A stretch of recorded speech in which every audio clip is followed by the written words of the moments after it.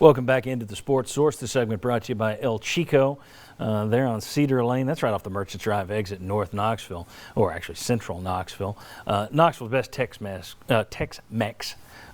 food has been served there since the 80s, and that's when I first started going there. It's just terrific. Help support your local businesses right now by going there, ordering takeout, delivery, curbside service from El Chico. Visit their Facebook page, El Chico Knoxville, and you will find all kinds of specials that they are offering.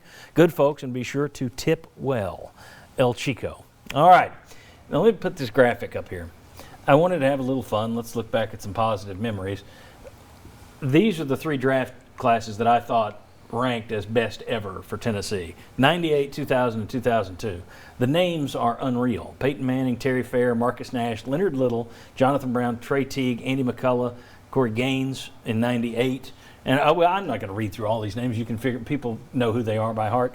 Even our own Will Overstreet over there in the 2002 group. Gentlemen, in your opinion, and I'll let you grade it any way you wish, what's the best draft class in Tennessee history there? Which of those three?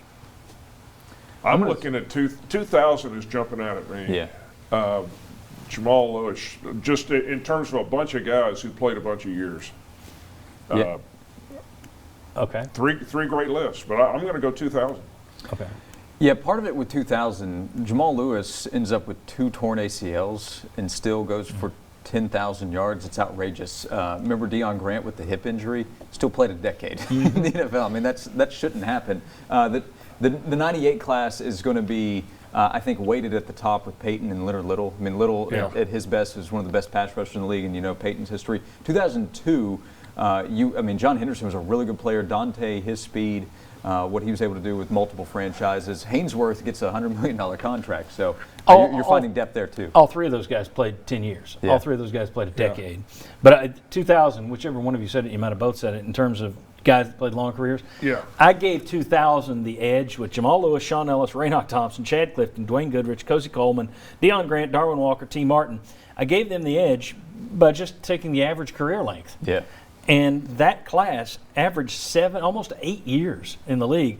You had Jamal Lewis, Sean Ellis, Chad Clifton, and Deion Grant all lasted for more than a decade, which is pretty darn impressive. And playing at a really high level. Ellis was a really high-level defensive lineman with the Jets. Clifton at tackle with the Green Bay Packers. So on a team that's winning at a high level, and Chad Clifton's helping protect the important quarterbacks. Deion Grant played well for several teams, 2 or 3 teams, right? Yeah, won a Super Bowl with the Giants. Yeah.